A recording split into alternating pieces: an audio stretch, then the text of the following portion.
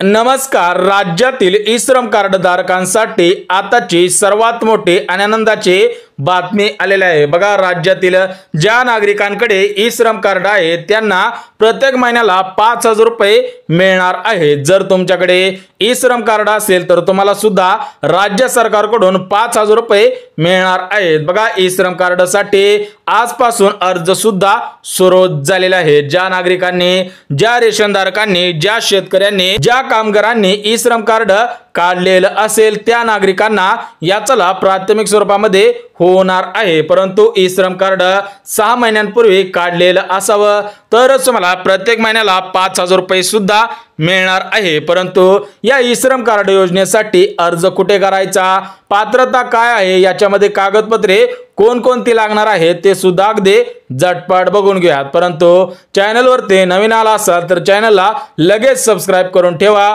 जेणेकरून महत्त्वपूर्ण अपडेट तुमच्यापर्यंत सर्वात अगोदर येऊन जाईल। तर बघा, राज्याचा अर्थसंकल्प संपलेला आहे, तर त्या अर्थसंकल्पामध्ये ई श्रम कार्ड धारकांना प्रत्येक महिन्याला 5000 रुपये देण्याचा निर्णय घेण्यात आलेला आहे। ज्यांच्याकडे हे ई श्रम कार्ड आहे आणि त्यांनी 6 महिन्यांपूर्वी हे कार्ड काढलेलं आहे त्याच नागरिकांना प्रत्येक महिन्याला 5000 रुपये मिळवून देणारी योजना सुरू झालेली आहे। परंतु याचा लाभ सर्व नागरिकांना घेता येणार नाही। जर तुमच्याकडे ई श्रम कार्ड असेल तरी पण तुम्हाला याचा लाभ घेता येणार नाही। याच्यामध्ये काही महत्त्वाचे मुद्दे सांगण्यात आलेले आहेत, ते मुद्दे सुद्धा लगेच सांगतो। याच्यामध्ये शेतकरी बांधवांना प्राधान्य देण्यात आलेलं आहे, लाडक्या बहिणींना प्राधान्य देण्यात आलेलं आहे, रेशन धारकांना प्राधान्य देण्यात आलेलं आहे आणि ज्येष्ठ नागरिकांना सुद्धा प्राधान्य देण्यात आलेलं आहे। जर तुम्ही शेतकरी बांधव असाल, लाडक्या बहिणी असाल, रेशन धारक असाल किंवा ज्येष्ठ नागरिक असाल तर तुम्हाला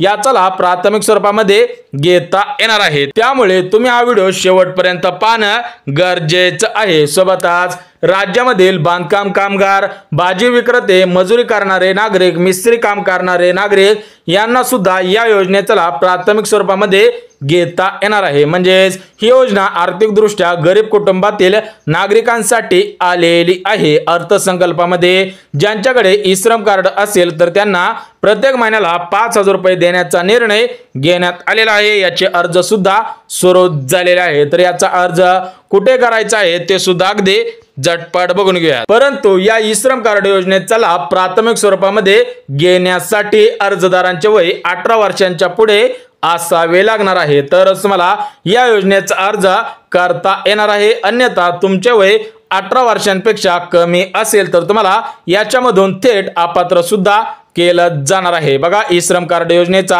ज्या शेतकरी बांधवांना, ज्या रेशनधारकांना, ज्या लाडक्या बहिणींना, ज्या मजुरांना, ज्या बांधकाम कामगारांना लाभ घ्यायचा आहे त्यांचे वय 18 वर्षांपेक्षा जास्त असावे। सोबतच तुमच्याकडे महत्त्वपूर्ण अशी कागदपत्रे सुद्धा असायला पाहिजे, महत्त्वपूर्ण अशी पात्रता सुद्धा असायला पाहिजे, तरच तुम्हाला या ई श्रम कार्ड योजनेचा लाभ प्राथमिक स्वरूपामध्ये घेता येणार आहे। त्यामुळे जर तुम्ही याच्यासाठी पात्र असाल तरच हा व्हिडिओ शेवटपर्यंत पाहायचा आहे। तुम्हाला सर्वात प्रथम ई श्रम कार्ड योजनेसाठी पात्रता कोणकोणत्या आहेत ते सुद्धा अगदी झटपट बघून घ्या। ती पात्रता सुद्धा सांगणार आहे, जेणेकरून तुम्ही जर पात्रतेमध्ये बसत असाल तर तुम्ही या योजनेचा अर्ज करू शकणार आहात। म्हणजेच एक गोष्ट लक्षात घ्या, तुम्हाला अगोदर पात्रता सांगणार आहे, त्यानंतर अर्ज कुठे करायचा आहे हे सुद्धा तुम्हाला सांगणार आहे। जर तुम्ही पात्रतेमध्ये बसत असाल तरच तुम्ही अर्ज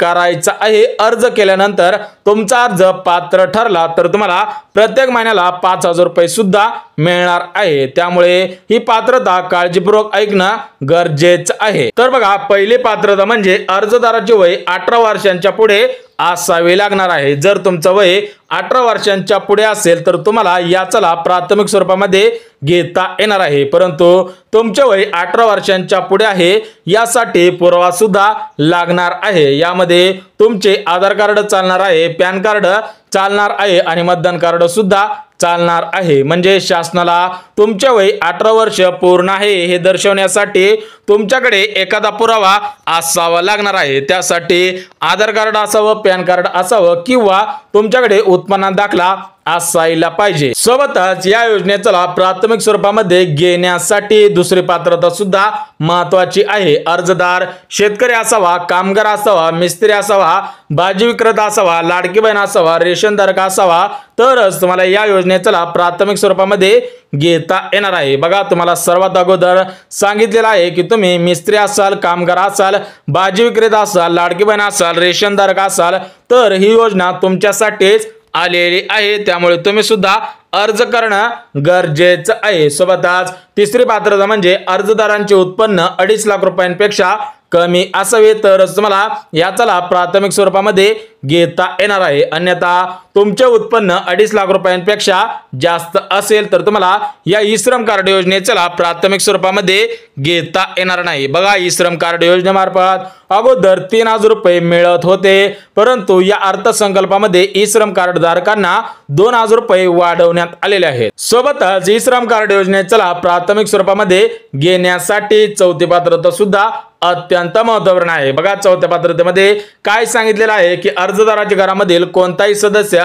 सरकारी नोकरीमध्ये कामगार नसावा, सरकारी पेन्शन घेत नसावा, कारखान्यांमध्ये परमनंट कामगार नसायला पाहिजे, तरच तुम्हाला या ई श्रम कार्ड योजनेचा लाभ प्राथमिक स्वरूपामध्ये घेता येणार आहे। आणि शेवटची पात्रता म्हणजे अर्जदारांकडे 5 एकरापेक्षा जास्त शेत जमीन नसायला पाहिजे, तरच तुम्हाला या ई श्रम कार्ड योजनेचा लाभ प्राथमिक स्वरूपामध्ये घेता येणार आहे। सोबतच शहरी भागांमध्ये तुमच्या नावाने एखादा फ्लॅट विकत घेतलेला नसायला पाहिजे। जर तुमच्याकडे फ्लॅट असेल तर तुम्हाला याचा लाभ घेता येणार नाही। बघा, 5 पात्रता घालण्यात आलेल्या होत्या, त्या 5 पात्रता सुद्धा झटपट सांगितलेल्या आहे। जर तुम्ही या 5 पात्रतेमध्ये पात्र ठरत असाल तरच तुम्हाला ई श्रम कार्ड वरती प्रत्येक महिन्याला 5,000 रुपये अनुदान मिळणार आहे, अन्यथा तुम्हाला याचा लाभ घेता येणार नाही। बघा, जे नागरिक, जे रेशनधारक, जे शेतकरी, ज्या लाडक्या बहिणी या 5 पात्रतेमध्ये बसल्या असतील त्यांनाच प्रत्येक महिन्याला 5,000 रुपये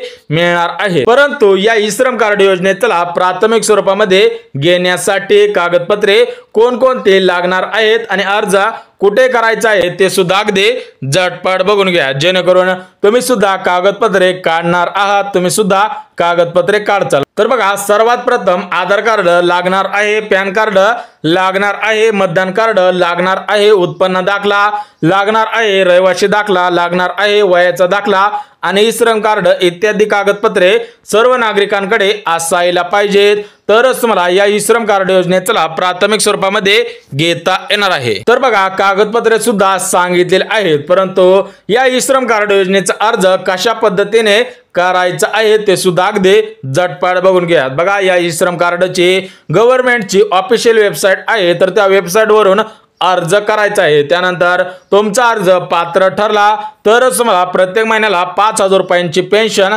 सुरूच होणार आहे। बघा, isram.government.in या वेबसाईट वरून अर्ज करायचा आहे, परंतु नकली बनावट वेबसाईट वरून अर्ज करायचा नाही, फक्त ऑफिशियल वेबसाईट वरून अर्ज करायचा आहे। त्यानंतर तुमचा अर्ज पात्र ठरेल, पात्र ठरल्यानंतर तुम्हाला या योजनेचा लाभ प्राथमिक स्वरूपामध्ये घेता येणार आहे। बघा, सर्व माहिती अगदी मुद्देसूद पद्धतीने दिलेली आहे।